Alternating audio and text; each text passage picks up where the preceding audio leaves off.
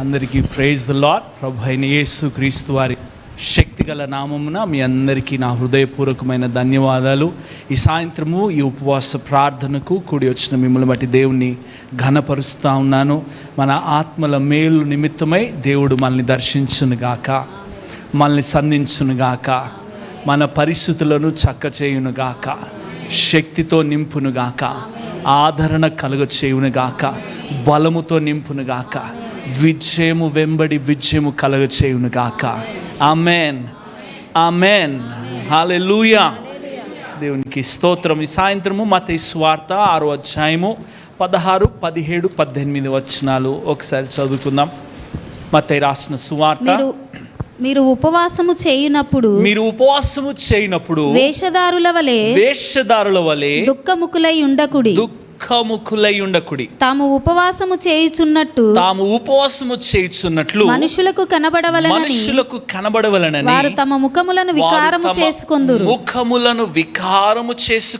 వారు తమ ఫలము పొంది ఉన్నారని నిశ్చయముగా మీతో చెప్పుచున్నాను. చాలా ఒక్క నిమిషం నాన్న. మీరు ఉపవాసం ఉన్నప్పుడు ఏనంట, వేషధారుల వలె దుఃఖముఖులై ఉండకుడి. ఎవరంటున్నారు ఈ మాటలు? మన ప్రభు అయిన యేసు క్రీస్తు వారు. హల్లెలూయా. చాలా చక్కగా ఈ ఉపవాస దినాలు ఆరంభం అవుతూ ఉండగా ఎవరైనా మీ సేవకుడితో కలిసి 40 దినాలా, 10 దినాలా, 21 దినాలా, అది వ్యక్తిగతంగా దేవుడు మనకిచ్చిన శక్తి పిలుపు చొప్పున ఉండాలని నేను ఆశపడుతున్నాను. కానీ కనీసం ఒక దినమైనా సంఘస్థులందరూ కూడా ఏదో ఒక దినం ఎవరైనా కూడా పాస్టర్ గారితో కలిసి ఉంటే మంచిదని, వీలైతే 40 దినాలు కూడా ఉండగలిగే వాళ్ళు ఉంటే మాతో పాటు ఇంకా మంచిదని నేను ఆశపడుతున్నాను. కానీ యేసు క్రీస్తు ప్రభుల వారు మనకు బోధిస్తున్న విషయము, నేర్పిస్తూ ఉన్న సత్యమును మనం గ్రహించకుండా ఎన్ని దినాలు ఉపవాసం ఉన్నా కూడా వ్యర్థమే. హల్లెలూయా. ఎన్ని సంవత్సరాలు ఉపవాసం ఉన్నా కూడా వ్యర్థమే. ఆయన అంటున్న మాట వేషధారుల వలె అంటున్నారు. ఎలా అంట? వేషధారుల వలె దుఃఖముఖులై ఉండకుడి. కొంతమంది ఉంటారు, యేసన్ గారు చెప్తా ఉంటారు, ఏంటంట, ఉపవాసము ఉదయం స్టార్ట్ చేస్తారంట. దేంతో? 2 అరటి పండ్లు అంట, ఒక ప్లేట్ ఉప్మా అంట, ఆ తర్వాత ఒక గ్లాస్ జ్యూస్, తర్వాత కాఫీ. మధ్యాహ్నం 1 గంట అయ్యేసరికి యేసన్ గారు, మేము ఉపవాసం ఉన్నాము, ప్రార్థన చేస్తూ ఉన్నాము, ఆకలి అవుతుందని అంటారంట. ఏం ఉపవాసం అమ్మా అంటే దానియేలు ఉపవాసం అని చెప్తారంట. వెనక్కి తీసుకున్నాను ఆ క్రియలు. ఉపవాసం ఆరంభమైంది ఎలా అంట, ఆల్రెడీ పొద్దున్నే 2 అరటిపళ్ళు, ఒక ప్లేట్ ఉప్మా, ఆ తర్వాత ఒక గ్లాస్ నిండా జ్యూస్, ఆ తర్వాత కాఫీలు, టీలు. ఇక ఉపవాసం ఎక్కడుందో నాకు అర్థం కావట్లేదు. ఇంత తిని ఈ వేషధారుల వల్లే మొహం అంట వికారంగా పెడతారంట, ఇంకేదో కోల్పోయినట్టు. మామూలుగా తినకుండా ఉండే దినాలు చాలా ఉంటాయి, అప్పుడు గుర్తురాదు, పనిలో ఉన్నప్పుడు, ఉద్యోగంలో, వ్యాపారంలో ఏదో. కానీ ఆత్మ కొరకు నీవు ప్రయాసపడతా ఉన్నప్పుడు, ఆధ్యాత్మికంగా నీవు ఎదగాలని, ఆత్మీయంగా నీవు బలపరచబడాలని నీవు ఆశపడ్డప్పుడు నీ శరీరం ఎప్పుడు కూడా ఆత్మకు విరుద్ధంగా పోరాడుతూ ఉంటుంది. మొట్టమొదటి దినాన మనం నేర్చుకోవాల్సిన ఒక సత్యం యేసు ప్రభు చెప్తా ఉంది ఏంటంటే, ఈ ఉపవాస దినాలు ఎవరైనా ఉంటే ఊరంతా ప్రచారం చేయకుండా, నేను ఎందుకు ఈ ప్రచారం చేయాల్సి వస్తుందంటే సాయంత్రం ప్రేయర్ ఉంటే చెప్పుకోవడానికి. హల్లెలూయా. అయితే ఎవరైనా ఉపవాసం ఉన్నప్పుడు వేషధారుల వలె తమ ముఖములను వికారం చేసుకోకుండా, యేసు ప్రభు ఏమంటున్నాడు చదువు తల్లి. ఉపవాసము చేయుచున్నట్టు మనుషులకు కనబడవలనని కాక రహస్యమందున్న నీ తండ్రికే కనబడవలనని. Very good. రహస్యమందున్న నీ పరలోకపు తండ్రికే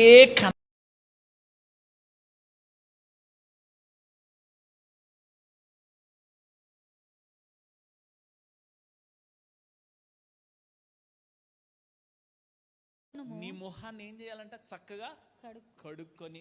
అప్పుడు రహస్యమందు చూచుచున్న నీ తండ్రి నీకు ప్రతిఫలమిచ్చును.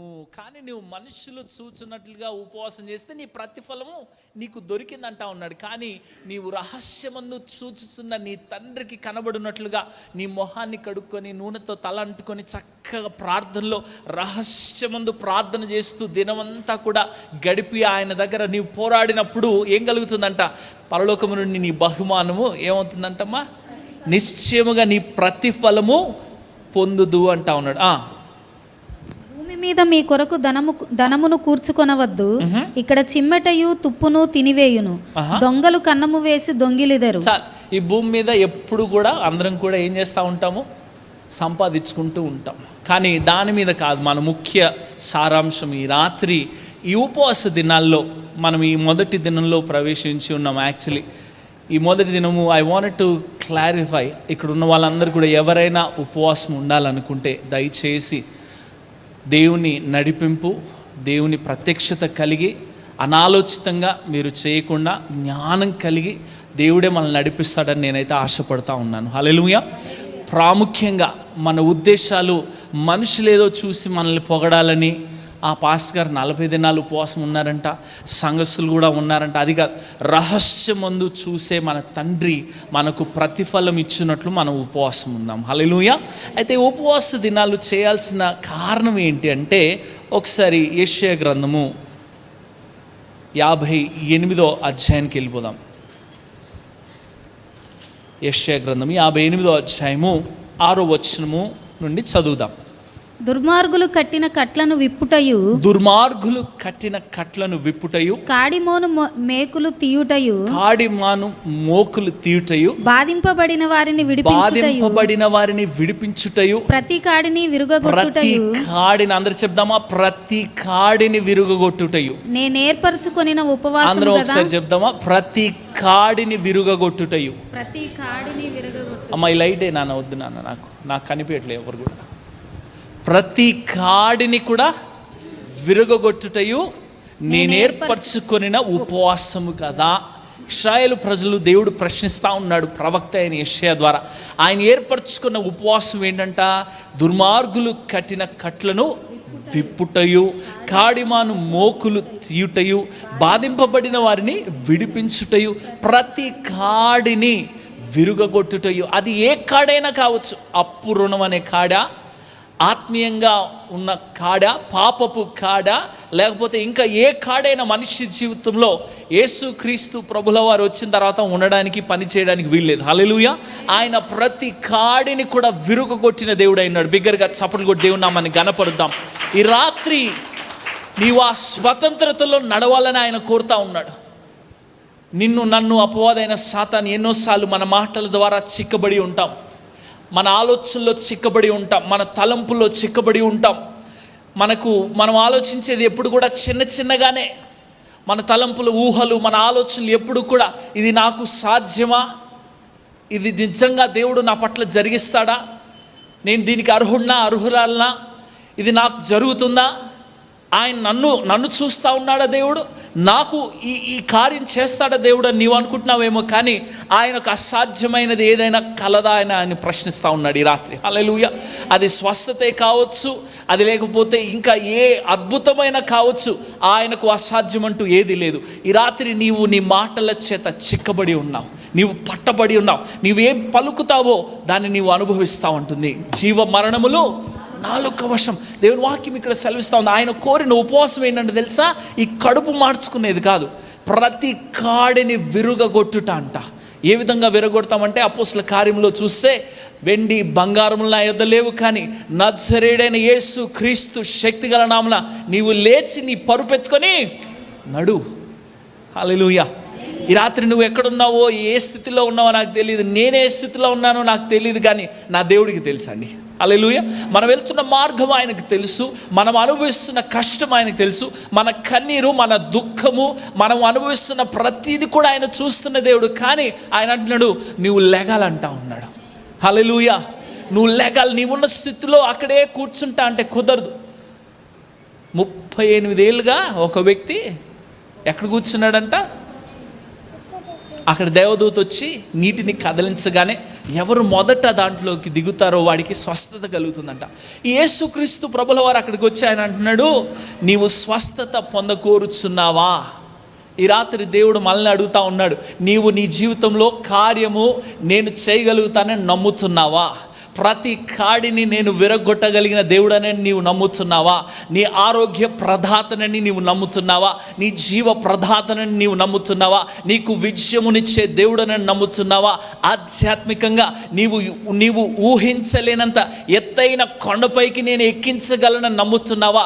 నీవు అడుగు వాటికంటే, నీవు ఊహించు వాటన్నిటికంటే అత్యధికంగా చేయగలిగిన శక్తిమంతుడనని నీవు నమ్ముతున్నావా అంటా ఉన్నాడు ఈ రాత్రి దేవుడు. హల్లెలూయా. నమ్ముట నీ వలన అయితే నమ్మువాడికి సమస్తము సాధ్యము. కానీ కొన్నిసార్లు క్రైస్తవ జీవితంలో వి గెట్ కంఫర్టబుల్. మనం ఒక కంఫర్ట్ జోన్లోకి వెళ్ళిపోతూ ఉంటాం. ప్రతి వారం ఆరాధన వస్తూ ఉంటాం, ప్రతి వారము ప్రార్థనకు వస్తూ ఉంటాం, లేదా గృహ కూడికలకు వస్తూ ఉంటాం, బుధవారం కూడికలకు వస్తూ ఉంటాం. ఇట్ బికమ్స్ ఆ రొటీన్, ఏదో ఆచారంగా అయిపోతుంది మన జీవితంలో. కానీ ఇది ఆచారంగా ఉండడానికి వీల్లేదు. దేవునితో నడిచే, హల్లెలూయా, దేవునితో నడక శక్తితో కూడిందిగా ఉండాలని ఆయన కోరుతా ఉన్నాడు. ఆయన ఆదరించాలని కోరుతా ఉన్నాడు. ఆయన స్వస్థపరచాలని కోరుతా ఉన్నాడు. అద్భుతములు చేయాలని కోరుతా ఉన్నాడు. నీ పట్ల ఉన్నతమైన ఆలోచనలు కలిగి ఉన్నాడు ఆయన. నీ పరిస్థితిని చూడకు, నీ ఎర్ర సముద్రాన్ని చూడకు, హల్లెలూయా, ఐగుప్తు సైన్యాన్ని చూడకు. వాటి నుండి విమోచింపగలిగే శక్తిమంతుడైన యేసు వైపు చూచే కన్నులు మనకు కలుగును గాక. హల్లెలూయా, హల్లెలూయా. ఆ అరణ్యములో 40 సంవత్సరములు దేవుడు ఇశ్రాయేలు ప్రజల్ని పోషించాడు, వారి దాహము తీర్చాడు. మనం పాడుతూ ఉంటాం, నా కొరకు సర్వము ధారాళముగా దయచేయువాడవు, దాహము తీర్చుటకు బండను చీల్చిన ఉపకారివి. ఆయన బండగా వచ్చి ఆయన శిలువ పైన వ్రేలాడి నీ దాహమంతటిని తీర్చి ఉన్నాడు ఆయన. అందుకే అంటున్నాడు, దప్పికొన్న వారలారా నా యొద్దకు రండి, నేను మీకు ఏమంటున్నాడు, శాంతి కలుగజేస్తానంటున్నాడు. మీ దాహం నేను తీరుస్తానంటున్నాడు ఆయన. మీరు ఇంకెన్నడూ కూడా దప్పికొనంటా ఉన్నాడు. ఆ సమరయ స్త్రీతో అంటున్నాడు, నేనిచ్చు నీళ్లు నీవు త్రాగినట్టయితే ఇంకెన్నటికీ కూడా నీవు దప్పి కొనవు. అవంటా ఉంది, అయ్యా నీ దగ్గర చేదుకోవడానికి కొండ లేదు, తాడు లేదు, బావిలో నీళ్ళు, ఇది మా పితరుడైన యాకోబు ఆయన తవ్వించిన బావి, దీంట్లో నీళ్ళు తీసుకోవడానికే నీకేం లేదు ఆధారము, ఇక నువ్వు నాకు నీళ్ళు ఇస్తావా అనుకుంటా ఉంది. కానీ యేసు ప్రభు మాట్లాడుతూ ఉన్నప్పుడు, యేసు ప్రభు ఆమెను సంధిస్తూ ఉన్నప్పుడు ఆమెలో ఉన్న పాపపు ఒప్పుకోలు కలిగిందండి. హల్లెలూయా. ఆమెలో ఉన్న చెడుతనము, ఆమెలో ఉన్నటువంటి ఆ లోక ఆశలన్నీ కూడా ఆయన తుడిచి వేశాడమ్మా. ఆ తర్వాత ఆయన ఎక్కడికి వెళ్ళిపోయిందమ్మా, ఊరి లోపలికి వెళ్ళిపోయి ఆ ఊరిలో ఉన్న వాళ్ళందరికీ కూడా ఎవరి గురించి ప్రకటిస్తూ ఉంది, యేసు ప్రభుని చూడడానికి రండి, నా గురించి ఉన్నది ఉన్నట్టుగా ఆయన చెప్తా ఉన్నాడు. హల్లెలూయా. నా జీవితాన్ని గురించి ఆయన చెప్తా ఉన్నాడు. నాకు ఒక నూతన జీవితాన్ని ఇచ్చే దేవుడై ఉన్నాడు ఆయన. హల్లెలూయా, హల్లెలూయా. అన్నాడు, ప్రతి కాడి కూడా విరగొట్టుట ఆయన ఏర్పరచుకునే ఉపవాసం అంట. ఈ ఉపవాస ప్రార్థనలోనికి మనం వెళ్తా ఉన్నాం.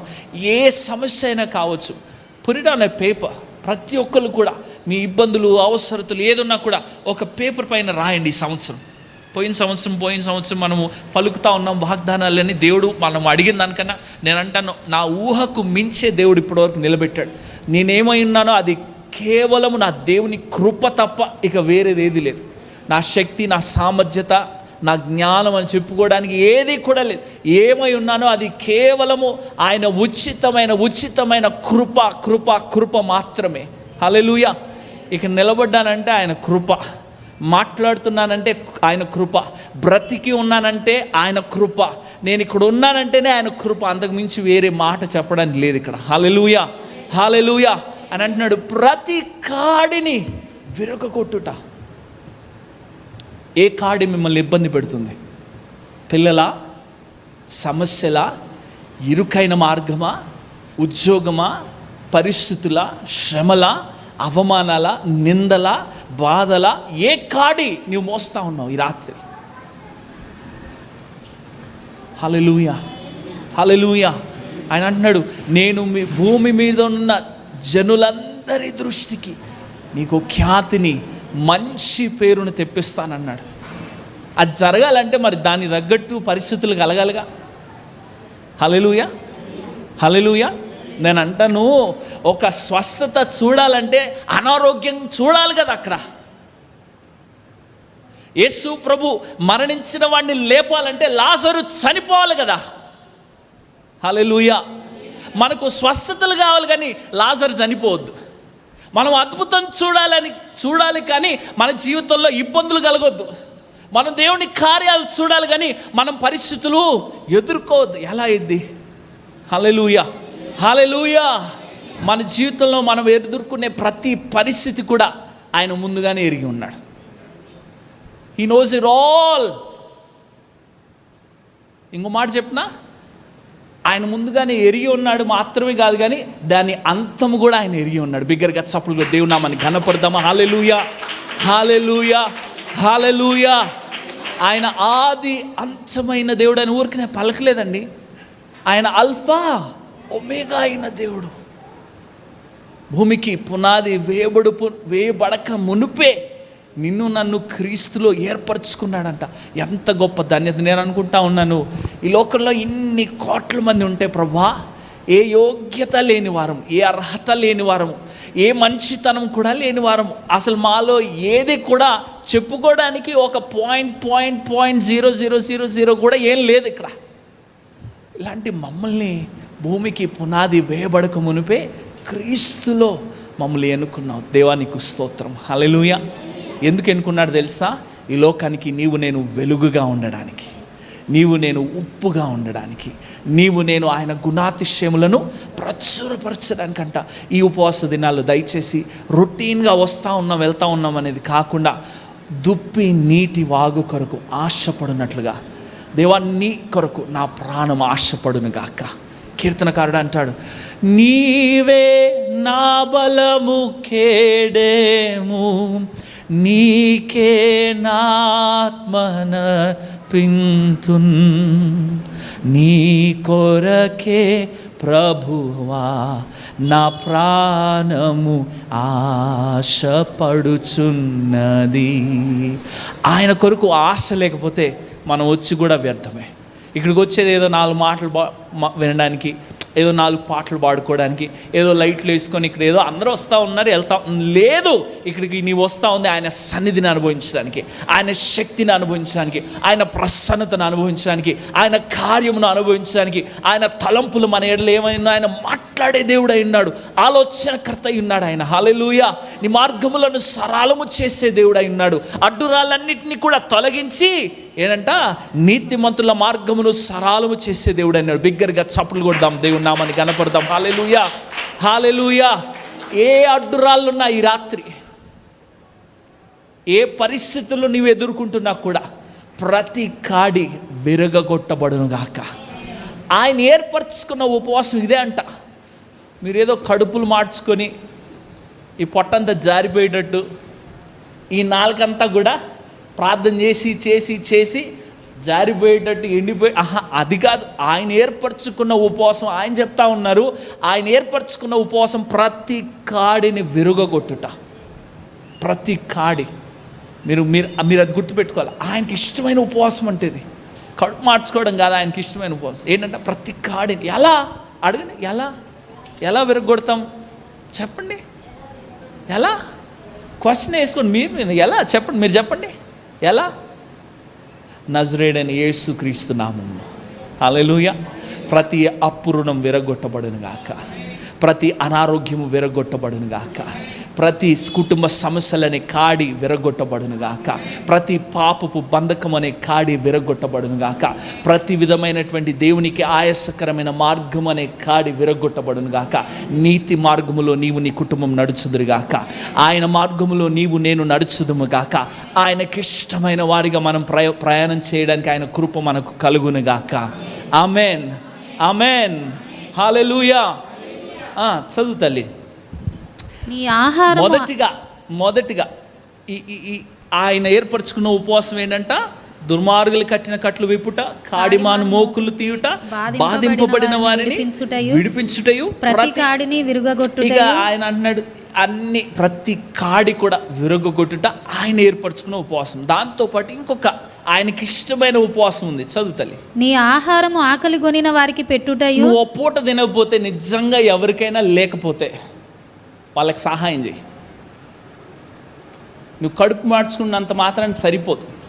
నీ ఉపవాసంలో నువ్వేం చేయాలంటే నిజంగా ఆహారం లేని వారికి, ఆకలి కొనిన వారికి, దిక్కులేని వారికి, అనాథలకు, విధవరాళ్ళకు, ఇంకెవరికైనా కానీ లేకుండా ఉన్నవారికి ఏం చేయమంటున్నాడు? నీ ఆహారము ఎవరికి ఇమ్మంటున్నాడు తల్లి? చదువు నాన్న.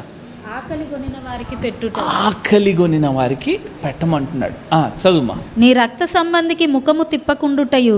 ఇది చాలా కష్టమైంది. ఏంటంట? నీ రక్త సంబంధికి ముఖము. బ్రదరు, ఓ 10,000 బ్రదర్, అయ్యయ్యో బ్యాంకులో ₹1,00,000 ఉంటాయి కానీ ఏమంటాను తెలుసా, ఇప్పుడే ఖాళీ అయిపోయిందన్నా, రూపాయి కూడా లేదు. నీ ఉపవాసం పోయింది, నీ భక్తి పోయింది, నీ ప్రార్థన పోయింది. ఏమంటున్నాడు? నీ రక్త సంబంధికి ముఖము తిప్పకుండా. ఎవరు నీ రక్త సంబంధం అంటే నేను మాట్లాడేది ఎవరో మీ మీ మీ కుటుంబ అన్న, అక్క, చెల్లి, తమ్ముడు, అది కాదు.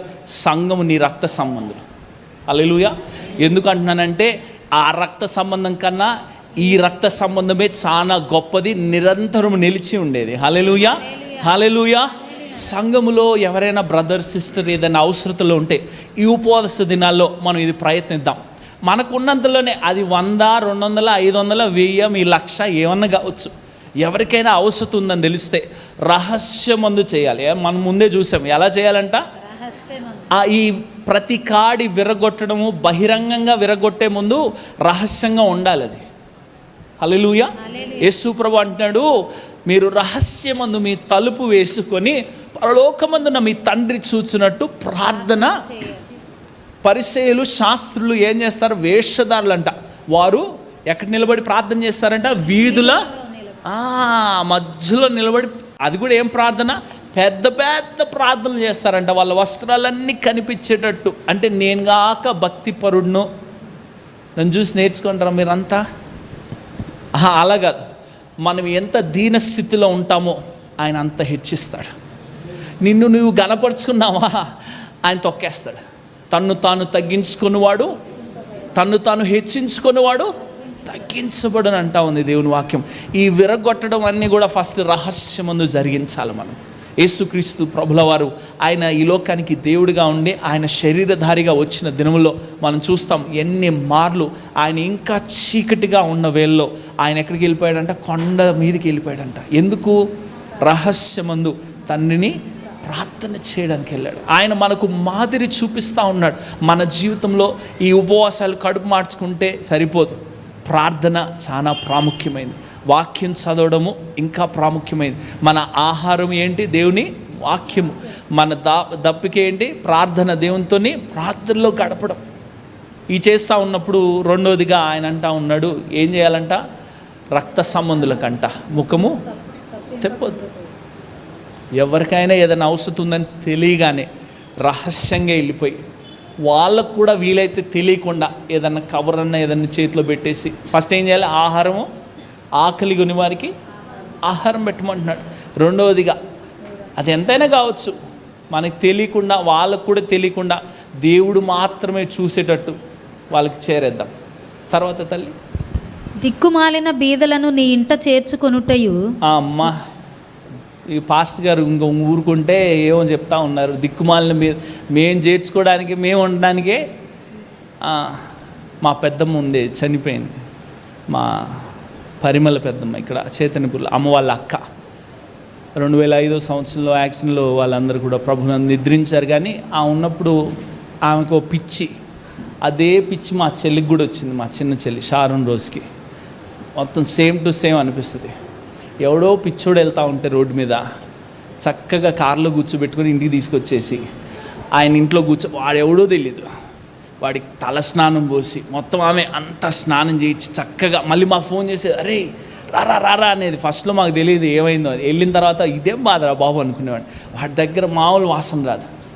వాడు ఎన్ని నెలలు అయిపోయిందో, సంవత్సరాలు అయిపోయిందో, జుట్టంతా కూడా అట్టలు కట్టి ఉంటుంది, పురుగులు ఉంటాయి వాళ్ళ లోపల. మీరు ఎవరైనా చేస్తారా? నేనైతే చేయను. నేను నిజంగా ఆనెస్ట్గా ఒప్పుకుంటున్నాను, చెయ్యాలి, కానీ నేను చేయను. నాకు అంత ఇంకా దేవుడు నేర్పించాలి, దేవుడి దయ వల్ల. హల్లెలూయా. వాడికి చక్కగా స్నానం చేయించి, మా పెద్దనాన్నగారి బట్టలు ఉండేవి, ఆ బట్టలు ఏమో కాస్త ఆయన లా ఉండేవారు కాబట్టి కాయడం పక్కగా ఉంటాడు. ఆ బట్టలు తొడిగిన తర్వాత చక్కగా ప్యాంటు బెల్ట్ కూడా పెట్టి టైట్గా జారిపోద్దని మంచిగా టేబుల్ పైన కూర్చోబెట్టి తినిపెట్టేసాయని మా పెద్దనాన్న వచ్చేవాడు. మా పెద్దనాన్న వచ్చి ఫోన్ చేసేవాడు మా నాన్నకి, మా అమ్మకి, మీ అక్కని తీసుకెళ్ళిపోండి అమ్మ, నా బట్టలు మా ఇంట్లో ఎవడెవడో తీసుకొస్తా ఉంది, ఎవడైనా దీన్ని చంపి ఏమైనా చేసి ఇంట్లో ఉన్న బంగారం ఇంట్లో ఉన్నాయని తీసుకెళ్ళిపోతాడు. ఆయన భయం ఆయనకి. ఎవరైనా నిజమే కదా, ఎవడు ఎలా అంటాడో తెలియదు, కానీ ఆమె ఏం చేస్తూ ఉంది? అసలైన ఉపవాసం ఇదే దేవుడు కోరుకుంది. దరిద్రులను మీ ఇంట, మనం ఇంట్లో నుండి బయటికి వెళ్తే ఇంటికి వచ్చే వరకు ఎంతమందిని చూస్తాం తెలుసా? మన కన్నులు చూడవు అవి. ఎంతమంది తాగి పడిపోయి ఉంటారు రోడ్డు పక్కన, అసలు వాడు బతికున్నాడో చచ్చిపోయాడు కూడా తెలియదు కొన్నిసార్లు. ఇంకొంతమంది చూస్తూ ఉంటాము, ఆ పురుగులు అట్టలు బట్టే ఉంటాయి. వాళ్ళు చూసినప్పుడు వెళ్ళాలేదని చెయ్యాలనుకున్నా ఆ వాసన కూడా మనం తట్టుకోలేము. నేను అంటాను, దేవుడు కోరుకుంటున్న ఉపవాసం ఇది. కడుపు మార్చుకోవడం కాదు, ఈ 40 రోజులు ఈ పనిలో మనం ఉండాలి ఖచ్చితంగా. హల్లెలూయా, హల్లెలూయా, హల్లెలూయా. నేను ఊరికనే అనట్లేదు, దేవుడు ఎవరినో పంపిస్తాడు మన దగ్గరికి. మనం మాట్లాడుతున్నాం, వింటున్నాం కాబట్టి వేషధారుల వలె కాక ఖచ్చితంగా దిక్కుమాలని ఎవరినో మన దగ్గరికి పంపిస్తాడు. ఏం లేదు పో అయ్యా అంటామా, లేదా ఇంట్లో చేర్చుకుంటామా, అది మన వ్యక్తిగతంగా దేవుడు మనల్ని పరీక్షిస్తాడు. చదువు తల్లి. వస్త్రహీనుడు నీకు కనబడినప్పుడు వానికి వస్త్రములు ఇచ్చుటయు ఇదే కదా నాకు ఇష్టమైన ఉపవాసం. ఇది లేదులేండి ప్రస్తుతానికి, దేవుడి దేవాలి. మన దేశంలో కానీ ఎవరికైనా టీషర్ట్ అన్నా ఏదన్నా మనం ఇవ్వాలనుకున్నా వాడు ఎలా పైనుండి కిందికి చూసి ఎరా నీకేం తల తిరుగుతుందా అంటాడు. మన దగ్గర వస్త్రహీనత అంత అంటే మనమున్న హైదరాబాద్లో అయితే నేను ఎక్కడ చూడలేదు. మేము అనుకున్నాం బ్లాంకెట్స్, ఈ చలికాలము డిసెంబర్ నెలలో ఈ వర్షాలు పడ్డప్పుడు రెయిన్ కోట్స్ మేము అనుకున్నాం చేద్దాం అనుకున్నాం, కానీ బయటకు అనుకున్నప్పుడు ఎక్కడా కూడా ఎవరు కూడా ఆ స్థితిలో లేరు. మీరు రాత్రులు వెళ్ళి చూడండి, వేరే స్థితి కనిపిస్తూ ఉంటుంది. హైదరాబాద్లో పాపము పొర్లి పొంగుతూ ఉంది భయంకరంగా. హల్లెలూయా. ఆ తర్వాత ఇదే కదా నాకు ఇష్టమైన ఉపవాసం. ఇది ఫస్ట్ ఏమో ఆయన ఏర్పరచుకున్న ఉపవాసం ఏంటి? ప్రతి కాడిని విరగొట్టుట. కానీ ఆయనకి ఇష్టమైన ఉపవాసం ఏంటంట? ఆకలిగా ఉన్న వారికి ఆహారము. ఆ తర్వాత నీ రక్త సంబంధులకు ముఖం తిప్పొద్దు అంటున్నాడు. తర్వాత మూడోది దిక్కుమాలిన వారిని ఇంట్లో చేర్చుకోమంటు. నాలుగోది వస్త్రహీనులకు. దేవునికి స్తోత్రం. హల్లెలూయా, హల్లెలూయా. దీని గురించి ఆత్మీయంగా తర్వాత మాట్లాడుకుందాం. చదువు తల్లి. ఇదే కదా నాకు ఇష్టమైన ఉపవాసం. అలాగున నీవు చేసిన ఎడలా నీ వెలుగు వేకువ చుక్కవలే ఉదయించును. వేకువ చుక్కవలే ఉదయించును. స్వస్థత నీకు శీఘ్రముగా లభించును. స్వస్థత నీకు శీఘ్రముగా లభించును. నీ నీతి నీ ముందర నడుచును. నీ ముందర నడుచును. యెహోవా మహిమ నీ సైన్యపు వెనుకటి భాగమును కావలి కాయును. మహిమ నీ సైన్యపు వెనుకటి భాగమును కావలి కాయును. అప్పుడు నీవు పిలువగా యెహోవా ఉత్తరం ఇచ్చును. ఎంతమందికి దేవుడు ఉత్తరం ఇచ్చేది కావాలండి? హల్లెలూయా. నీ పిలవగానే ఆయన నీకు ఉత్తరం ఇచ్చే దేవుడు అయి ఉన్నాడు. హల్లెలూయా. ఎప్పుడు చేస్తానంటున్నాడు? ఆయన ఏర్పరచుకున్న ఉపవాసము, ఆయనకి ఇష్టమైన ఉపవాసం మనం చేయడానికి ప్రయత్నించాం. ఈ 40 దినాలే కాదు, ఈ ప్రతి దినం మన జీవిత కాలం అంతా కూడా మనం చేయాల్సిన ఉపవాసం ఇది. ఆయన కోరుకుంటున్న ఉపవాసం. చదువు తల్లి. నీవు మొర్రపెట్టగా ఆయన నేనున్నానను. ఇతరులను బాధించుటయు, వ్రేలు పెట్టి చూపి తిరస్కరించుటయు, చెడ్డదానిని బట్టి మాటలాడుటయు నీవు మాని. ఏం చేయాలంట? మనం ఇప్పుడు ప్రత్యేకంగా ఇన్ని దినాలు ఎవరైనా చేసి ఉంటే చేసిరేమో, దేవుడి దగ్గర ఆ పాపం ఒప్పేసుకొని ఏం చేయాలంట? ఇతరులను బాధించుట మానాలి. మాటలతో బాధ పెడతాం, ప్రవర్తనతో బాధ పెడతాం, ఇష్టానుసారంగా ప్రవర్తిస్తూ ఉంటాం, మాట్లాడుతూ ఉంటాము. ఆ తర్వాత వేలు పెట్టి, చాలా ఇష్టం కదా మనకి వేలు పెట్టి చూపించడం. మనిషికున్న నైజం అది. ఒక వేలు చూపిస్తే వెనకాలకి 4 వేలు చూపిస్తున్నాయని మర్చిపోతాం మనం. వేలు పెట్టి ఏం చేస్తూ ఉన్నారంటమ్మా? వేలు పెట్టి చూపి తిరస్కరించుటయు. నీవు ఎలాంటి వాడివి, నీవు అలాంటి దానివి, ఫస్ట్ నువ్వు ఎలాంటి వాడివో గుర్తుపెట్టుకో. హల్లెలూయా. మనం ఎలాంటి వాళ్ళం అయితే మనల్ని ఏ రక్షకుడు వచ్చి మనల్ని రక్షించాడో ఆ ప్రేమ మనలో ఉందా లేదా గమనించుకోవాలి. మనం వేలు పెట్టి చూపిస్తూ ఉన్నామంటే మనం రక్షించబడలేదని అర్థం. హల్లెలూయా. మనం వేలు పెట్టి చూపిస్తూ ఉన్నామంటే మనము ఆయన ప్రేమను అనుభవించలేదు, రుచి చూడలేదని అర్థం. ఆయన వేలు పెట్టి చూపిస్తే మన జీవితం ఎక్కడికి వెళ్ళిపోతుంది. హల్లెలూయా, హల్లెలూయా. ఏంటంటమ్మా తర్వాత, చెడ్డదానిని బట్టి మాట్లాడుటయు నీవు మానాలి.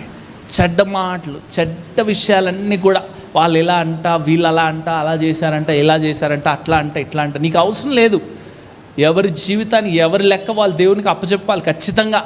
దాంట్లో ఏ ప్రాబ్లం లేదు. నీ ఆ మాటలు మాట్లాడినప్పుడు ఏమవుతుంది తెలుసా? అపవాదైన సాతాను గాడు వచ్చేస్తాడు. ఆహా, సిస్టర్ గారు, బ్రదర్ గారు, మీరు బాగా మాట్లాడుతున్నారు ఆ బ్రదర్ గురించి, ఈ సిస్టర్ గురించి, ఆ పాస్టర్ గారి గురించి, ఆ సిస్టర్ గారి గురించి మాట్లాడండి అని ఎంటర్టైన్ చేస్తారు. Words carry spirit. మాటల్లో ఆత్మ విడుదలవుతూ ఉంటుంది. ద మినిట్ యూ స్పీక్, నీవు నోరు తెరిచి మాట్లాడుతూ ఉన్నప్పుడు ఆ మాటలన్నీ కూడా నీ కుటుంబంలో పనిచేస్తూ ఉంటాయి. తర్వాత స్పెషలీ నీవు తీర్పు తీరకూడదని వాక్యం సెలవిస్తూ ఉంది. నీవు ఏ తీర్పు అయితే తీరుస్తావో అదే కొలత నీకు కూడా కొలవబడుతుందంట. హల్లెలూయా, హల్లెలూయా. సో ఎదుటి వ్యక్తి ఎవరైనా బలహీనలు ఉంటే మనం, యేసు ప్రభు ఏం చేస్తాడు నాకు చెప్పండి, అది చెప్పండి. బలహీనలు ఏం చేస్తాడు ఆయన? బలహీనలు ఏం చేస్తాడమ్మా? ఛీ దరిద్రుడు అంటాడు కదా. యేసు ప్రభు వాళ్ళని చూసి, ఛీ పనికి మాలినోడా, నీ బ్రతుకెందుకు రా, నీ జీవితం ఎందుకు? ఆ పాపాత్మురాలైన స్త్రీని చూసి రాళ్ళతో కొట్టి చంపేయండి అన్నాడు ఆయన. ఆమెతో పాటు వాడేడి, వాడిని కూడా తీసారండి అన్నాడు ఆయన కదా. యేసుప్రభు అదేరా చేసింది, మా రాళ్ళదే కొట్టి చంపేయండి అన్నాడు. అమ్మ, మనం అదే చేస్తూ ఉన్నాం కదా. మరి ఎవరైనా పాపము, ఎవరైనా ఏదైనా పరిస్థితులు, ఎవరి జీవితంలో అయినా ఏదైనా ఉంటే మనం అందరం అలానే ప్రవర్తిస్తూ ఉంటాం కదా. యేసుప్రభు ఎలా ప్రవర్తిస్తాడు? ప్రేమ కనపరుస్తాడు, హెచ్చరిస్తాడు, బుద్ధి చెప్తాడు, ఇక ఎన్నటికీ కూడా పాపం చేయకంటాడు. అని నేను కాదనట్లేదు, కానీ ఎలా? ప్రేమతో సత్యాన్ని బోధించే దేవుడు అయినాడు. అటువంటి మనస్సు, అటువంటి హృదయము ఇక్కడ ఉన్న మనందరికీ కూడా దేవుడు అనుగ్రహించును కాక. హల్లెలూయా, హల్లెలూయా. ప్రేమ లేని వాడనైతే నేను ప్రయోజకుడని కూడా కానంట. ఇక నేను ప్రయోజకుడిని కానప్పుడు ఏముంటే ఏం లాభమండి?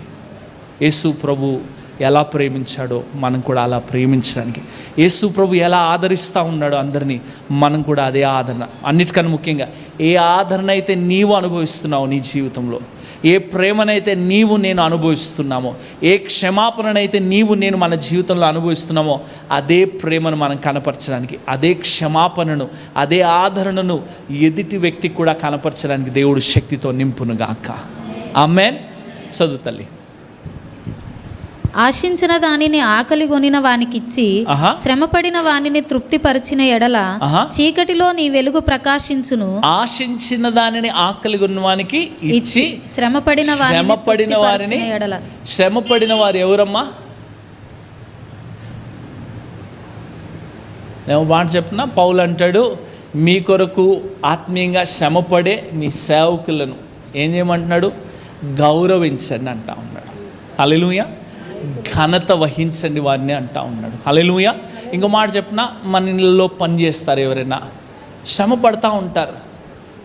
షాపింగ్ మాల్లోకి వెళ్ళి ₹1,00,000 ఖర్చు పెట్టడానికి ఏ ప్రాబ్లం ఉండదు, 10 పట్టు చీరలు కొనుక్కోవడానికి. అదే ఇంట్లో పనిచేసే ఆ వ్యక్తి శ్రమ, ఆ కష్టము అంతా చూసి, ఏముందిలే అని 2 రోజులు రాలేదు కదా కట్టు జీతం అంటారు. మా ఇంట్లో స్వప్న ఉంది, మా దగ్గర మా మేడం ఉంది, స్వప్న మేడం.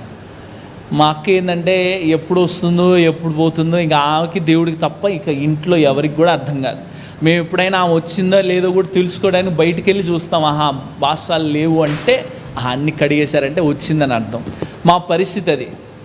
నేను మొన్న మధ్య ఒక 6 నెలల క్రితం అనుకుంటాను, ఇక చూసి అమ్మకి విసుగు వచ్చేసింది. ఏంటంటే ఉదయాన్నే అన్నీ రెడీగా ఉంటే తోముకోవడానికి అవసరం ఉండదు. ఉదయాన్నే వంట చేయడానికి కుక్కర్లు కావాలి, అన్నీ కావాలి. ఉదయాన్నే అమ్మ తోముకోవాలి, లేదంటే ఈ పిల్లలు ఉంటారు, వీళ్ళు తోముతూ ఉంటారు. మనకు రావాల్సిన టైంలో రాకుండా అన్నీ తోమేసిన తర్వాత వస్తుంది అనమాట మా అక్క. నేను అన్నాను, స్వప్న నువ్వు ఇట్లానే చేస్తే నీ జీతం కట్ చేస్తానన్నా. నేను అన్నాను, నువ్వు ఉదయం వస్తావా, సాయంత్రం వస్తావా, మధ్యాహ్నం, ఏదో ఒక టైం పెట్టు. అంటే అన్న అట్లా ఎట్లయిద్ది అన్న అని గొడవ పడింది కొంచెం. నేను అన్నాను అయితే నేను కట్ చేస్తానమ్మా నీ జీతం అన్నాను. ఆ 2 రోజులది ఏదైతే ఉండేనో ఆమె నెలలో ఒక దాదాపు 6, 7, 8 వీలైతే 10 కూడా సెలవులు తీసుకుంటుంది. ఏంటంటే ఫోన్ కూడా ఎత్తదు. మా అమ్మకి ఏంటంటే ఆమె మీద కొంచెం ప్రీతి, ఏదో పిల్ల చేసుకొని లేరా, ఇక మన దగ్గర నమ్మకంగా ఏదో వచ్చి చేసుకుని వెళ్ళిపోతూ ఉంటుంది అని అమ్మ బాధ. మా అమ్మకి చాలా బంధు ప్రీతి అంటే ఏంటో తెలియదు. కానీ నేను కూడా ఏమనలేదు, సరేలే అని ఒక నెల కట్ చేశాను. 2 రోజులది కట్ చేశాను, డివైడ్ చేసి. కట్ చేసిన తర్వాత వెంటనే వచ్చేసింది, ఏందన్నా అట్లా కట్ చేస్తారన్నా అంటే, నువ్వు రాలేదు కదమ్మా, ఆల్రెడీ నీకు 3 లీవ్లు ఉంటాయి, నెలలో 3 రోజులు రాకుండా ఉన్నా నేనేమన్నాను. తర్వాత నువ్వు 7, 8, 9, 10 రోజులు మానేస్తే నేనేం చేయాలి, ఇక మరి నీ బదులు ఇంకెవరైనా పెట్టుకుంటే. నేను అన్నాను నీ బదులు ఆ డిష్ వాషర్ కొనుక్కున్నా కూడా నాకెంతో శ్రేయస్సమ్మా అనుకున్నాను. ఆఖరికి నేను డిష్ వాషర్ కొనాలనుకున్నాను. ఆమెకి ఏంటంటే ఆమె ఉంటే బాగుంటుంది, ఆమె వచ్చి చేసుకుని పోద్దని. ముందుకైతే దేవుని చిత్తం అయితే డిష్ వాషర్ వచ్చింది కాక. ఆమె రానప్పుడు అవి కడగాలంటే చాలా ఇబ్బంది. మన ఇంట్లో ఉండేది మేము 3 దాదాపు 20 మంది తిన్నట్టు ఉంటుంది అక్కడ పరిస్థితి. ఆ ప్లేట్లు కానీ, మా పిల్ల ఎట్లా అంటే ఒక స్పూన్ ఎట్లా తీసి పక్కన పడేస్తారు, మళ్ళీ కొత్త స్పూన్ పెడతారు ఇంట్లో ఉన్న పిల్లలు. నేను మా అమ్మ మా నాన్న తినేది 3 ప్లేట్లు అయినా దాదాపు 20 ప్లేట్లు అక్కడ కనిపిస్తూ ఉంటాయి. బట్ ఎనీవేస్ పాయింట్, అది కట్ చేసిన తర్వాత ఆమె బాధపడింది, నాకు బాధ అనిపించింది కట్ చేయడానికి. నా బాధ ఏంటంటే ఆమెకు ఒక క్రమం కలగాలని, ఆమెకు భయం కలగాలి, రావాలి, అంతే ఉద్దేశం. ఆ తర్వాత వచ్చే నెలకి 500 పెంచేశారు.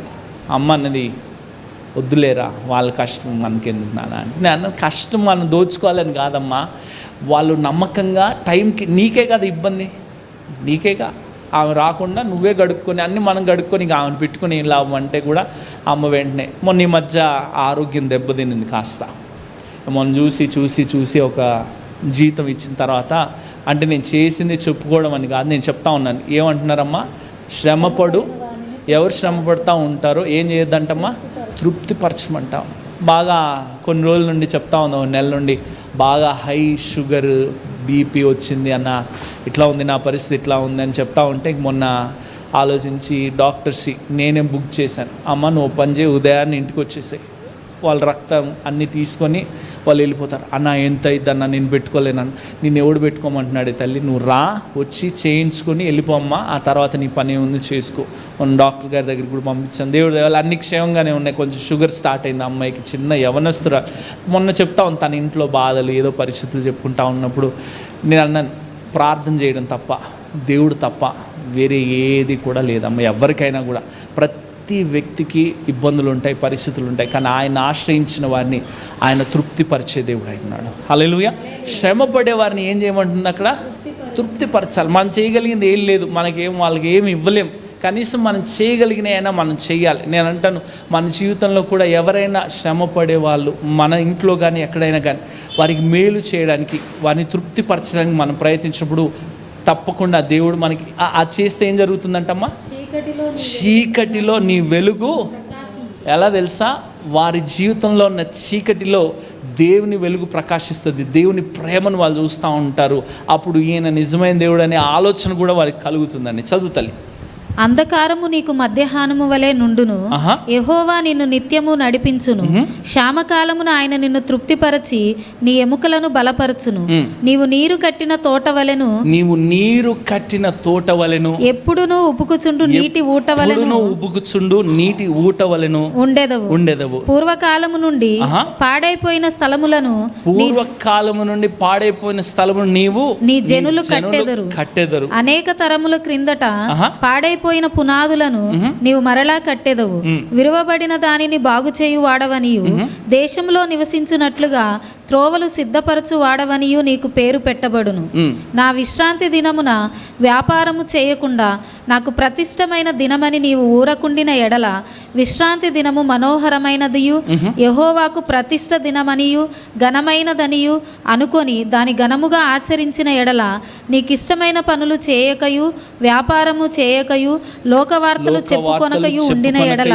చాలు దానికి ముందు ఇవన్నీ కూడా ఏమంటున్నాడు, చీకటిలో నీ వెలుగు ప్రకాశిస్తుందంట. అంధకారము నీకు మధ్యాహ్నం వలె ఉంటుందంట. యెహోవా నిన్ను నిత్యము నడిపిస్తాడంట. క్షామకాలమున ఆయన నిన్ను తృప్తిపరిచి నీ ఎముకలను బలపరుస్తాడంట. నీవు నీరు కట్టిన తోట వలె ఉంటావంట. ఎప్పుడును ఉబుకుచుండు నీటి ఊట వలెను ఉంటావంట.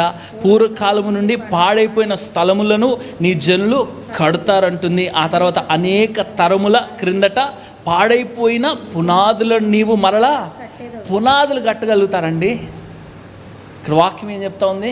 నువ్వు కడతావంటుంది. హల్లెలూయా. ఒకవేళ పునాదులు పాడైపోయిన వాటిని బాగు చేసి వాటిని కట్టే శక్తి ఆయన ఇస్తాడంటున్నాడు. తర్వాత విరగబడిన దానిని బాగు చేయవాడు అనియు, దేశములో నివసించినట్లుగా త్రోవలు స్థిరపరచువాడవని నీకు పేరు పెట్టబడు. ఎప్పుడు ఈ మాటలన్నీ ఎప్పుడు అంటున్నాడు?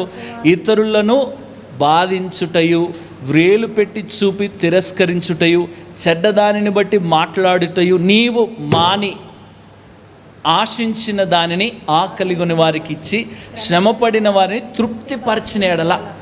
ఈ ఉపవాసంలో ఈ పాడైపోయిన పట్టణాలు మరలా కట్టుకోవాలనుకుంటే, పాడైపోయిన పునాదులు బాగు చేయాలనుకుంటే, లేదా ఈ తర్వాత ఇక్కడ దేశంలో నివసించినట్లుగా త్రోవలు స్థిరపరచువాడుగా ఉండాలనుకుంటే, బాగు చేయువాడుగా ఉండాలనుకుంటే ఏం చేయాలంట? మనము ఆశించిన దానిని ఆకలిగొన్న వారికి ఇవ్వమంటుంది దేవుని వాక్యం. ఆ తర్వాత శ్రమపడిన వారిని తృప్తిపరచమంటుంది. దానికి ముందు ఆ తర్వాత ఇక్కడ వాక్యము విశ్రాంతి దినం, దేవుణ్ణి ఆరాధించే సమయం. ఎన్ని పనులున్నా కూడా మన ఎన్టీఆర్ నగర్ వాళ్ళు అందరూ కూడా కూరగాయల మార్కెట్లు పనిచేస్తారు. ఈ కూరగాయల మార్కెట్లో వాళ్ళు ఆదివారమే ఎక్కువగా కస్టమర్, ఎందుకంటే ఆ రోజు ఆ హాలిడే కాబట్టి అందరూ వస్తారు. ఎన్టీఆర్ నగర్ మార్కెట్కి ఎవరైనా వెళ్ళుంటే మీకు తెలుస్తుంది, అర్థమవుతుంది. ఈ కూరగాయలు అమ్ముకోవాలంటే ఉదయాన్నే 4 గంటలకు వెళ్ళిపోయి వాళ్ళు అక్కడ స్టార్ట్ చేయాలి. కానీ పాస్టర్ గారు చాలా దినాలు వాళ్ళకి చెప్తూ వచ్చారు, ఆరాధన మిస్ అవ్వకండి అని. ఓ రోజు డాడీ అన్నారు, మీరు మందిరానికి రండి, ఫస్ట్ మీరు దేవుని ఆరాధించడానికి రండి, ఆ తర్వాత మీరు వెళ్ళి అమ్ముకోండి. ఆ మాటకు విధేయత చూపిన వాళ్ళందరూ కూడా వాళ్ళు ఇచ్చిన సాక్ష్యం ఏంటంటే, మేము మామూలుగా ఆదివారం అంతా కూర్చున్నా కూడా జరిగేది కాదు, కానీ మేము ఆ మార్కెట్లోకి వెళ్ళి ఆ కూరగాయలన్నీ అక్కడ పెట్టేసి దాన్ని కప్పేసి ఇటు వచ్చి ఆరాధన అయిన తర్వాత మేము వెళ్తే మామూలుగా అయ్యే బిజినెస్ కన్నా ఇంకా అధికంగా దేవుడు మమ్మల్ని దీవించాడు అన్నాడు. బిగ్గరగా చప్పలు కూడా దేవుని నామాన్ని గణపరుద్దామా. హల్లెలూయా, హల్లెలూయా. నీవు దేవుని సన్నిధికి విలువ ఇచ్చినప్పుడు, దేవుని సన్నిధిని నీవు కనబడినప్పుడు, ఆయన నిన్ను చూస్తూ ఉన్నప్పుడు ఊరికనే ఉండే దేవుడు కాదు. ప్రత్యేకంగా నీవు అక్కడ ఉండొచ్చు, కానీ నువ్వు ఎక్కడో ఉండాలని కోరుకున్నావు, ఆదివారము ఆయన సన్నిధిలో ఉండాలని కోరుకున్నావు. కాబట్టి ఖచ్చితంగా ఆయన ఆశీర్వదించే దేవుడు. అందుకే అంటుంది వాక్యం ఏమంటుందమ్మా, నా విశ్రాంతి దినమున వ్యాపారము చేయకుండా నాకు ప్రతిష్ఠితమైన దినమని నీవు ఊరకుండిన ఎడల విశ్రాంతి దినము మనోహరమైనది, విశ్రాంతి దినము మనోహరమైనదియు యెహోవాకు ప్రతిష్ఠిత దినమనియు ఘనమైనదనియు అనుకొని దాని ఘనముగా ఆచరించిన ఎడల నీకు ఇష్టమైన పనులు చేయకయు, వ్యాపారము చేయకయు, లోకవార్తలు చెప్పుకొనకయు ఉండిన ఎడల. లోకవార్తలు, న్యూస్, ఇంకో మాటలు చెప్పాలంటే మనందరికీ ఇష్టమైంది న్యూస్, లోకవార్తలు. ఈ లోకవార్తలు వినడం ద్వారా నీవు బలహీనుడు అయిపోతావు తప్ప బలం కాదు. ఈ లోకంలో ఉన్న వార్తలు ఏవైనా కూడా మళ్ళీ బలహీనపరుస్తాయి. ఏంటో తెలుసా? ఎలక్షన్ టైంలో అమ్మా బీజేపీ వచ్చేసింది, ఎక్కడ పడిపోతారంటే దేవుడి సింహాసనం నుండి కింద పడిపోయాడు అన్నంత దిగజారిపోతారు విశ్వాసం. ఇంక బీజేపీ వచ్చేసింది, మన జీవితం అయిపోయింది, మన బ్రతికే అయిపోయింది. వాడు చెప్తాడు కరోనా వచ్చింది, ఇక అందరు పోతారంటే మనోళ్ళకే సగం భయం. ఫస్ట్ డాక్టర్ గారు చెప్తా ఉన్నారు, డాక్టర్ రెడ్డిస్ ల్యాబ్ ఆయన యాజమాన్యుడు ఆయన, అప్పుడు కరోనా టైంలో వింటా ఉన్నాను, సగం మందికి పైగా ఊరికే భయంతోనే చనిపోయారంట. కోవిడ్లో భయము ఊరిని తెస్తుందంట. హల్లెలూయా, హల్లెలూయా. ఈ తర్వాత ఈ లోక వార్తలన్నీ వింటూ ఉన్నప్పుడు మన మనస్సు పాడైపోతుంది. కానీ దేవుడి మాటలు విన్నప్పుడు ఏం కలుగుతుంది? నీకు నెమ్మది కలుగుతుంది, ఆదరణ కలుగుతుంది, విశ్వాసం కలుగుతుంది. నీ తర్వాత విజయము నిన్ను వెంబడిస్తుంది. ఎందుకంటే నీ మనసు ఏమైంది? ఆయన పైన ఆనుకుంది కాబట్టి, ఆయన మాటను నమ్మింది కాబట్టి, ఆయన వాక్కును విశ్వసించావు కాబట్టి నీకు విజయము వెంబడి విజయం కలుగుతుంది. ఈ లోకంలో ఉన్న వార్తలన్నీ వింటూ ఉంటే, మొన్న ఈ ఎల్ఐసి కట్టే వాళ్ళు ఎంతమంది ఉన్నారు నాకు తెలియదు, కానీ ఎల్ఐసి ప్రస్తుతానికి అదాని గారంట దాదాపు 3,000 కోట్లు పైన ఆయనకు అప్పచెప్పేశారంట. ఎల్ఐసి కట్టుకునే వాళ్ళంతా ఏదో చాలా మిడిల్ క్లాస్ వాళ్ళు, తర్వాత ఏదో కొంచెం లేని వాళ్ళు. ఎందుకు కట్టుకుంటారు? ఏదో చివరిలో కాస్త రిటైర్మెంట్ టైంలో పిల్లలకి పెళ్ళిళ్ళకో చదువులకో ఇంకా దేనికో వాళ్ళు ఏదో ఆశపడి. ఏమవుతుంది ఇండియాలో ప్రస్తుతం జరుగుతున్నది ఏంటంటే, నువ్వు ఏ సేవింగ్స్ అన్నా చేయి ఇండియాలో ప్రస్తుతం, నేను చెప్తున్నాను, నువ్వు ఏ ఎఫ్డీలు అయ్యి నువ్వు ఏమన్నా చెయ్యి. నేను ఇంకో మాట చెప్తాను, మళ్ళీ పాస్ట్ గారు ఇట్లా మాట్లాడుతున్నాడు, ఉపవాస ప్రార్థనకు పిలిచి ఈ మాటలు చెప్తా ఉన్నాడని మీరు అనుకోకండి. Personal opinion, only use your investments on gold or silver. ఈ రెండిటి మీదే, వెండి బంగారం. ఎందుకు ఆ మాట అంటున్నానంటే, మనకున్న కరెన్సీ విలువ ఎకానమీ దెబ్బతిన్నప్పుడు పూర్తిగా నేలబడిపోతుంది. మీ దగ్గర ఎన్ని కోట్ల రూపాయలు ఉన్నా కూడా వేస్ట్. లేదా turn it into other currency, వేరే డాలర్లకో ఇంకా వేరే, ఆ కరెన్సీ ఎప్పటికైనా కరెన్సీ, కానీ metals will never loose it's value. అట్లా అని చెప్తా ఉన్నాను. బట్ ఎనీవేస్ నేను అక్కడితో చెప్పి వదిలేస్తాను. కానీ ఎంత ఇన్వెస్ట్మెంట్లు చేసినా ఇండియాలో ప్రస్తుతానికి ఉన్న పరిస్థితులను బట్టి రాబోయే దినాల్లో లోక వార్తలు చెప్తా ఉన్నాను నేను, మీరు వింటూ ఉంటే మీకు భయం కలుగుతుంది. అందుకే నువ్వు ఎంత ఎఫ్డీలు వేసినా, ఎన్ని ఎస్ఐపీలు కట్టినా, నువ్వు ఎంత ఎకానమిస్ట్ అయినా, నువ్వు ఏమంటారు ఈ ఢిల్లీలో ఇదేమంటారు అక్క, స్టాక్ ఎక్స్చేంజ్లో నువ్వు పెట్టినా, నువ్వేం చేసినా కూడా ప్రస్తుతానికి జరుగుతున్న విషయాలన్నీ చాప కింద నీరులాగా మన గవర్నమెంట్ ఏదైతే ఉందో ఎకానమీ పునాదులన్నీ కూడా పడద్రోస్తూ ఉన్నారు. ఎందుకంటే ఆర్ఎస్ఎస్ సిద్ధాంతం ఏంటంటే, పూర్తిగా ఎకనామికల్గా దెబ్బతిన్నప్పుడు మనుషులందరూ కూడా వారిపైన, గవర్నమెంట్ పైన వాడిస్తేనే తింటాం, వాడిస్తేనే తాగగలుగుతాం నీళ్ళు, వాడిస్తేనే ఊపిరైనా పీల్చు, అట్లాంటి పరిస్థితుల్లోకి తీసుకెళ్తేనే మనుషులందరూ కూడా మనుశృతి ఏంటమ్మా అదేదో వాళ్ళది ఉంది కదా, అందులోకి మార్చాలని వాళ్ళ ఏదో పిచ్చ ఆలోచన. మరి ఏమేసి అన్నీ కూడా ఇలాంటి ప్రయత్నాలు లోకంలో జరుగుతూ ఉన్నాయి. కాబట్టి మనం ఎంత లోక వార్తలకి దూరంగా ఉంటే మనకు అంత నెమ్మది ఉంటుంది. నాన్నగారు పొద్దున్నే అప్పుడు ఆ మధ్య బాగా ఈ డిబేట్లు చూసేవాడు. పొద్దున్నే 7 గంటలకు స్టార్ట్ అయిపోయేది డిబేట్. ఆ డిబేట్లో ఈ ప్రవీణ్ పగడాల గారు, ఆ తర్వాత ఇంకొంతమంది పాస్టులు, తర్వాత ఆ వైపు వాళ్ళు హైందవులు, ఇక వీళ్ళు అరుచుకుంటా ఉంటే ఈయనకి బీపీ వచ్చేది. వచ్చినా ఇట్లా అంటాడు అంటే దాదాపు ఒక 6 నెలల తర్వాత ఈయనకి హై బీపీ వచ్చేసింది. నేను అన్నాను, మనకు అవసరమా? హల్లెలూయా, హల్లెలూయా. నీకు బీపీ తెప్పించేవి ఏవైనా కూడా నువ్వు దూరంగా ఉండు. నేను అన్నాను, చక్కగా టైంకి తినేసి, చక్కగా బైబిల్ వాక్యం పెట్టుకో, పాటలు పెట్టుకో, చక్కగా రిలాక్స్ అవ్వు. నీ వయసుకి ఇప్పుడు కావాల్సింది ఏంటి? నెమ్మది, ఆదరణ.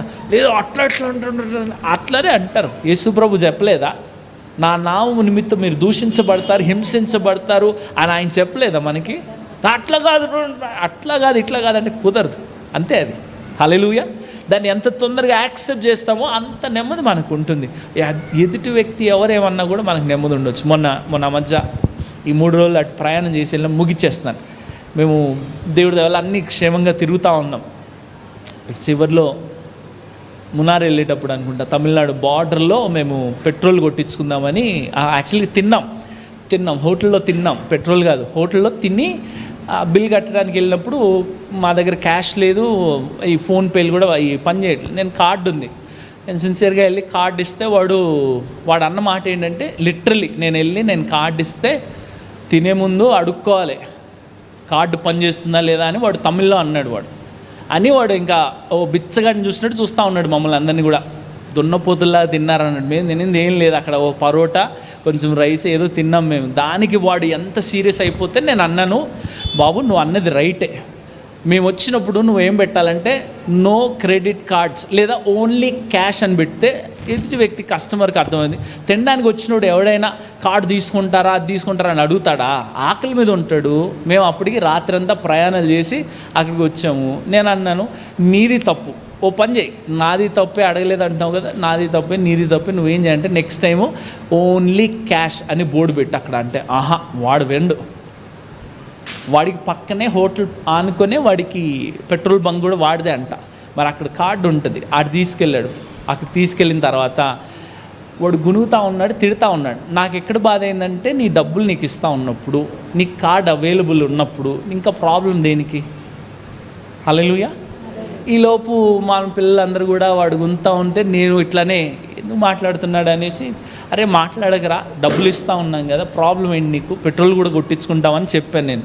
ఈలోపు మా ప్రవీణ్ అన్న వచ్చేసి వాడు ఏదో అంటా ఉంటే, మా ప్రవీణ్ అన్న వాడి ఇట్లా ఊరికినే, వాడేం అనలేదు, ఊరికి ఇట్లా వాడు అరుస్తూ ఉంటే, కూల్ బ్రో అది చెయ్యేసాడు.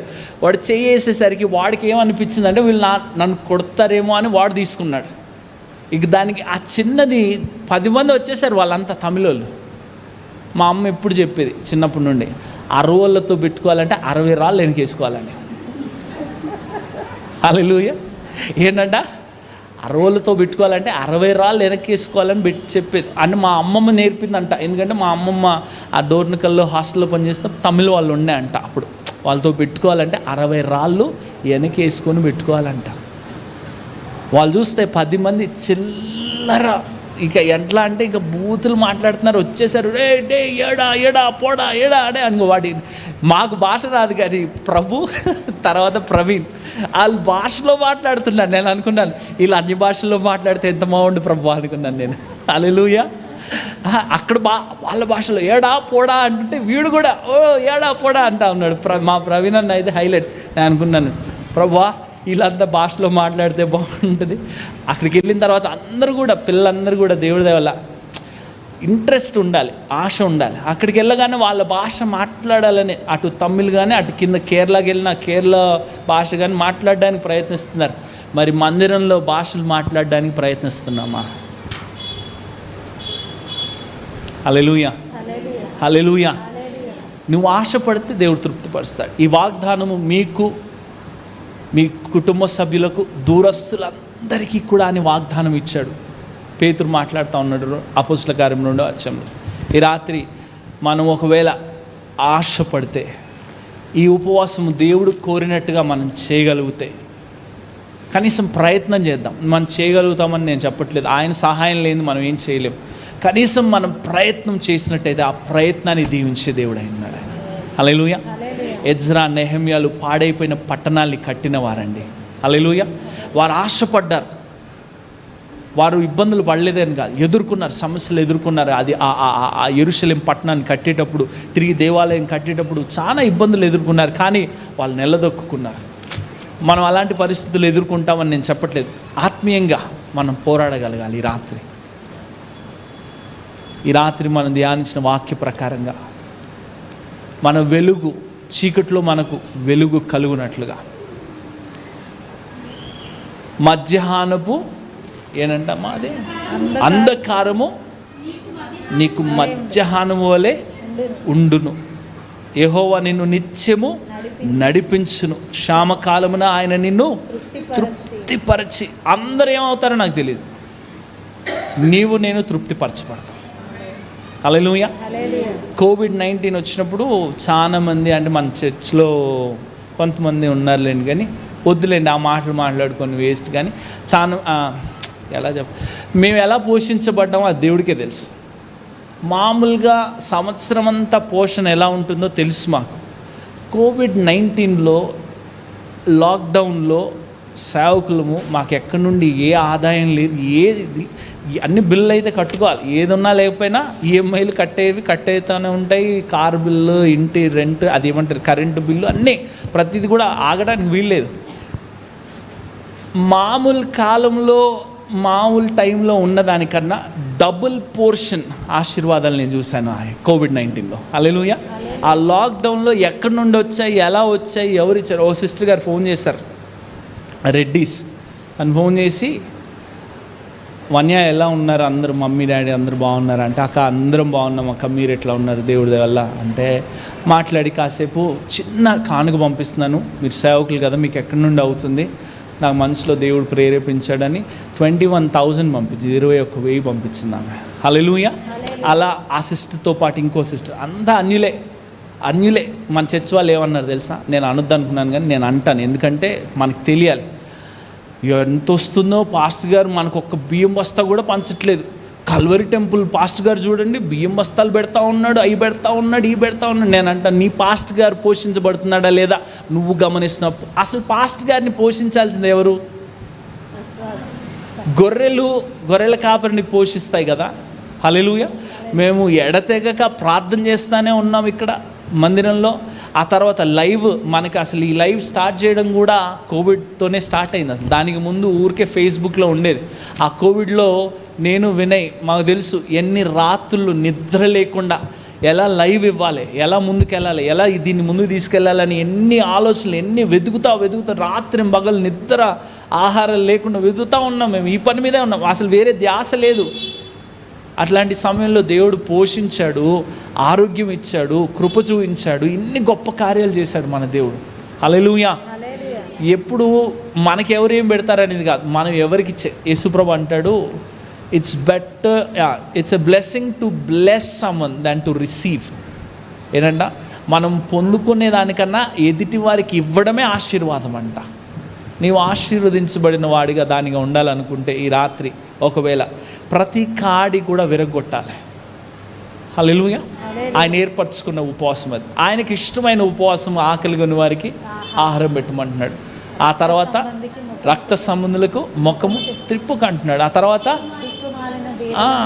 దిక్కుమాలిన వాళ్ళని ఇంట్లో చేర్చుకుని, ఇంకా చివరిది వస్త్రహీనులకు వస్త్రం. ఈ చేయలేమా అండి? ఈ రాత్రి చేయగలుగుతామా లేదా? హల్లెలూయా. నేను అంటాను, ఎలా చేయాలి పాస్టర్ గారు అంటే, దేవుడే చేయిస్తాడు. ఇది చేయాలన్నా కూడా ఆయన కృప ఉండాలి తప్ప మన శక్తి సరిపోదు. హల్లెలూయా.